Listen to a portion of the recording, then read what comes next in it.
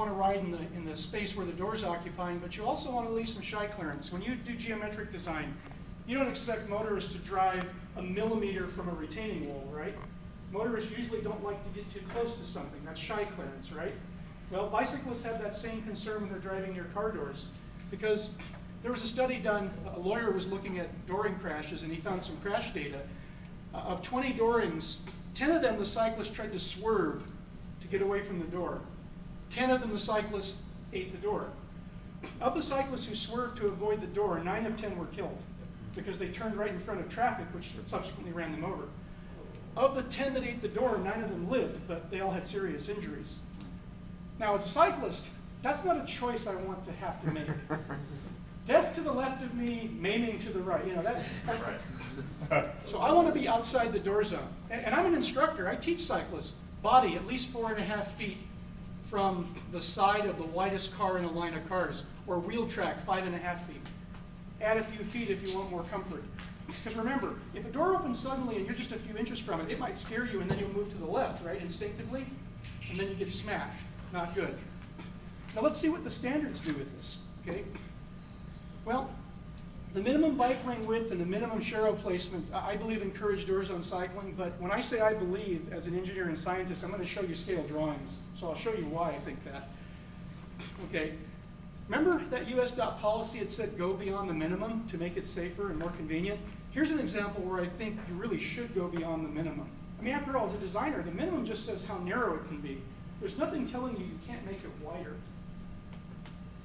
Okay, so I'd like to see people exceed the standard and make that policy for their cities, hint, hint, local agencies and Caltrans.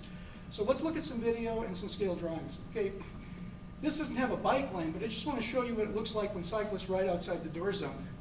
This lady's got her door open. Notice we're far enough away. Did Brian flinch? Did he move? Did he do anything weird? Did I? No. When I ride outside the door zone, I don't care if the car door opens. Doesn't even change my line of travel, nothing. Now let's look at the next clip. Here's a lane that's wide enough that you have on-street parking, bicyclists can ride out of the door zone, and motorists can pass on the left. I should have the audio silenced. Yeah, good, the wind noise is out. So you can see, we're just about as far as we can be, and we're just leaving enough clearance. This is any narrower, and I would be controlling the lane. But that's about as close as I'll ever get to being, you know, by the door zone and the cars. And you can see that, notice we're not riding at the edge, we're trying to stay out. That's what a bike lane would do as well if it was far enough out. You would encourage people to not move in and out of the cars. So just an example of what it looks like. Now let's get quantitative in a moment here. I think we're done with this clip right about there. Okay, it's cycling. What I did, I took some data that John Allen measured. He's a bicycling advocate back east. He wrote the pamphlet Street Smarts that a lot of educators use. What I did is he measured the width of different sized vehicles with their wheel parked at the curb and their door fully open. And here it is in inches.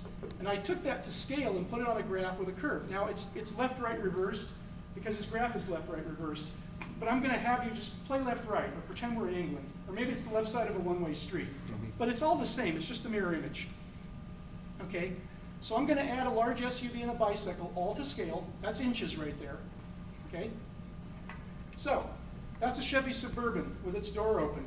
By the way, that's a typical width SUV. My van, a lot of Fords, they're all about the same size, about 80 inches. You open the door, add a 12-inch shy margin because bicyclists need a little clearance.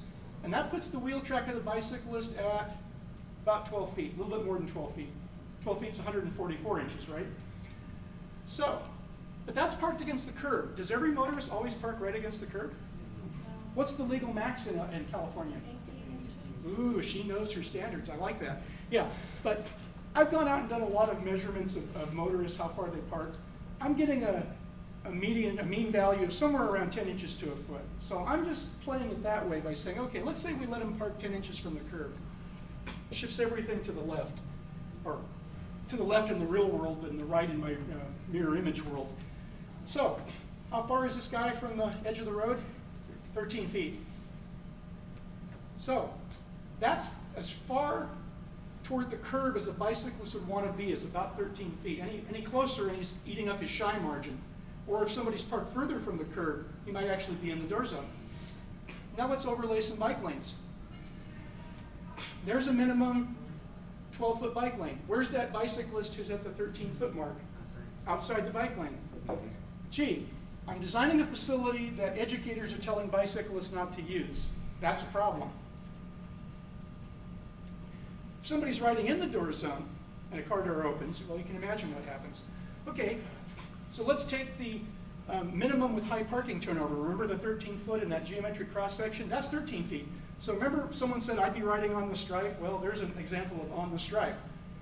If it were me, I might be on the stripe or even a little further out. Where it becomes a problem is what if that's an 11 or a 10-foot lane next to that door zone bike lane? Now you've got a problem because now cars can be passing you very closely on the left, on the right, well, on the real world it'll be the left-hand side. Here is the right-hand side.